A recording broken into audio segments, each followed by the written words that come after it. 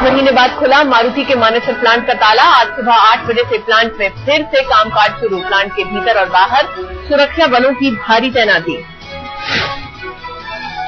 हरियाणा सरकार से सुरक्षा का आश्वासन मिलने के बाद ही शुरू हुआ कामकाज। प्लांट के अंदर अधिकारियों और कर्मचारियों की सुरक्षा के लिए रैपिड एक्शन फोर्स के 500 जवान मौजूद। आज 300 वर्कर्स के साथ प्लांट में शुरू हो रहा है काम। कंपनी के सीईओ ने कहा, अभी सिर्फ एक शिफ्ट में होगा काम। सुबह 8 से शाम 4:30 बजे तक की होगी शिफ्ट। कामकाज शुरू होने से पहले मारुति ने 500 वर्कर्स को दिखाया बाहर का रास्ता। कंपनी ने कहा, अगले महीने नए लोगों की होगी बहाली। 18 जुलाई को मानेसर प्लांट में हुई हिंसा के बाद से बंद था ये प्लांट। खूनी हिंसा में एचआर हेड की हुई थी मौत। कई अधिकारी भी हुए थे घायल।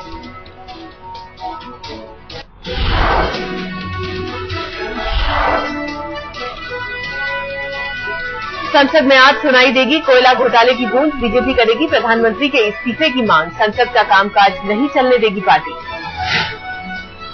सोमवार शाम लालकृष्ण आडवाणी के घर हुई बीजेपी नेताओं की बैठक में लिया गया फैसला। सरकार को घेरने के लिए बनी रणनीति। मुंबई में आजाद मैदान की हिंसा पर सियासी रोटी सेकने की तैयारियां। आज आजाद मैदान में राज ठाकरे की सभा। पुलिस ने प्रोटेस्ट मार्च निकालने की नहीं दी इजाजत। एमएनएस गिरगांव चौपाटी से आजाद मैदान तक मोर्चा निकालने की तैयारी में। राज ठाकरे की चेतावनी, कार्यकर्ताओं के साथ सख्ती दिखाई तो अंजाम भुगतने के लिए तैयार रहे सरकार। शिवसेना के कार्यकारी अध्यक्ष उद्धव ठाकरे ने भी सरकार के खिलाफ खोला मोर्चा। हमले को लेकर राज्य के गृह मंत्री आर पाटिल और मुंबई के पुलिस कमिश्नर का मांगा इस्तीफा।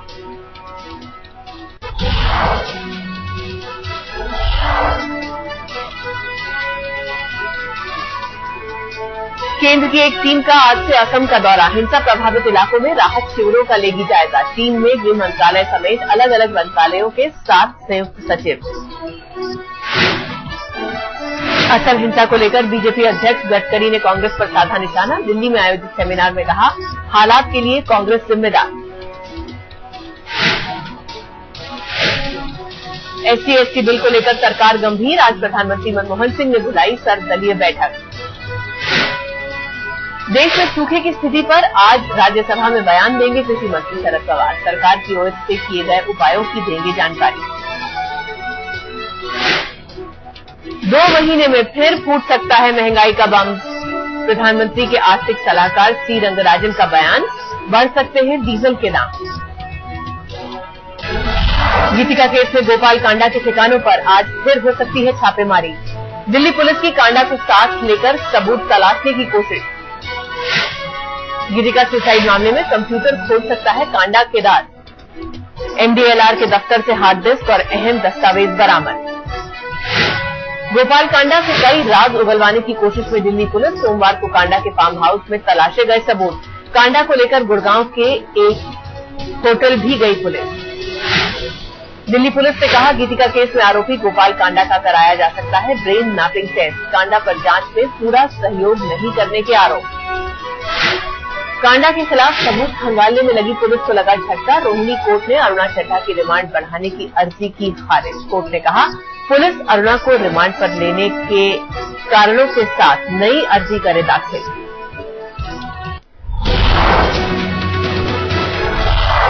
रामदेव की ओर बढ़ सकती है मुसीबत। आयकर विभाग के बाद ऑडिट रिपोर्ट में कोसी बाढ़ पीड़ितों की रकम के साथ छानबीन का आरोप।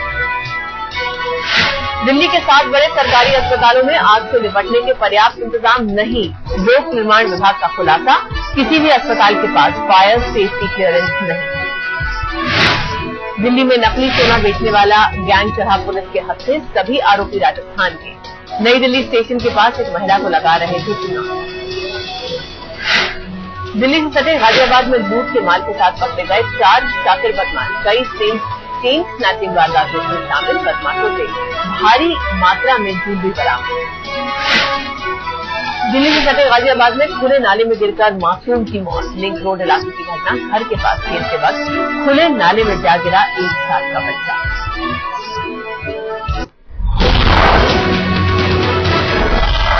झारखंड के कृषि मंत्री की जा सकती है कुर्सी, एक महिला ने लगाए आरोपों के बाद कांग्रेस ने मंत्री के खिलाफ खोला मोर्चा, मंत्री के इस्तीफे की मांग। कृषि मंत्री सत्यानंद झा पर उनके ही इलाके की एक महिला ने लगाया है संगीन इल्जाम, महिला का आरोप उसके 3 साल के बेटे के पिता हैं कृषि मंत्री। बैंगलोर में पिता की दरिंदगी, 20 दिन की बच्ची को दूध में जहर देकर मार डाला, घर में बेटी के जन्म लेने से खुश नहीं था पिता, पुलिस ने दरिंदे पिता को किया गिरफ्तार। दिल्ली के वसंत कुंज में रफ्तार का कहर, रेस लगाने के दौरान 2 कारों में भीषण टक्कर के बाद हवा में उछल गई कारें, दोनों ही गाड़ियों के ड्राइवर सही सलामत। पश्चिम बंगाल में 4 साल की बच्ची को सड़क पर घसीटती ले गई एक गाड़ी, ऑटो ड्राइवर ने नहीं रोकी गाड़ी तो हादसे में बुरी तरह घायल हो गई बच्ची, ड्राइवर की अब तक गिरफ्तारी नहीं। मध्य प्रदेश के उज्जैन में दूषित खाना खाने से 150 से ज्यादा बच्चे बीमार, पुलिस के मुताबिक ठेले से चाट पकौड़ी खाने के बाद बीमार हुए बच्चे सभी अस्पताल में भर्ती। मध्य प्रदेश पुलिस पर लगा बदनुमा दाग, अनूपपुर जिले में टीआई पर लड़की से बलात्कार का आरोप, मामला दर्ज होने के बाद भागने की फिराक में था टीआई, पुलिस ने किया गिरफ्तार। कानपुर में नर्सिंग होम पर बच्चे की हेराफेरी का आरोप, परिवार वालों ने किया हंगामा, पीड़ित परिवार के मुताबिक अल्ट्रासाउंड में बताए गए थे जुड़वां बच्चे, बाद में सौंपा गया एक बच्चे का शव। बिहार के नालंदा में एक शख्स पर लगा पत्नी और बेटी की हत्या का आरोप, शव के टुकड़े कर दीवार में चिनवाया, ग्रामीणों की मदद से पुलिस ने निकाली दोनों लाशें, आरोपी गिरफ्तार। तमिलनाडु के नागापट्टिनम में भारतीय मछुआरों पर श्रीलंकाई नौसेना के जवानों ने किया हमला, 8 मछुआरे घायल, समंदर में मछली पकड़ने गए मछुआरों पर अचानक बोला गया हमला। लंदन ओलंपिक में मेडल जीतने वाले सुशील कुमार और योगेश्वर दत्त का नोएडा में सम्मान, कुश्ती के धुरंधरों ने हर राज्य में एकेडमी खोलने की बताई जरूरत।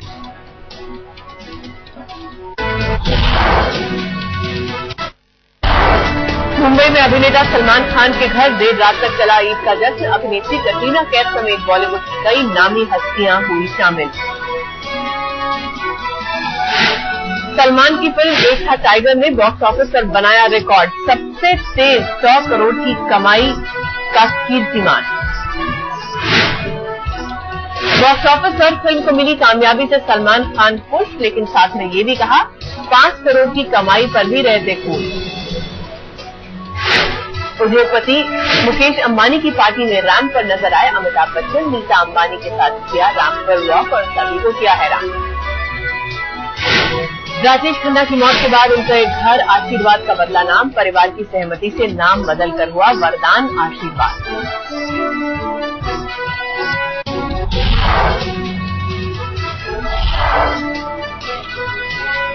चीन के जुआन प्रांत में बाढ़ से मची थी जबरदस्त तबाही, स्कूलों में फिर से पढ़ाई शुरू करने की कोशिश में जुटा शिक्षा विभाग।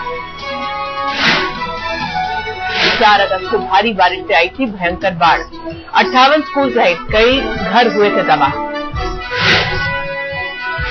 पाकिस्तान में एक ईसाई लड़की पर लगा ईश निंदा का आरोप, भारी हंगामे के बाद पुलिस ने किया गिरफ्तार। वाशिंगटन डीसी के एक मकान में घुसी यात्री बस, हादसे में करीब 10 से 15 मुसाफिर घायल। सीरिया में जारी है हिंसा, अलेप्पो और दमिश्क के बाद दरिया में सरकारी सैनिकों की बमबारी से 30 लोगों की मौत।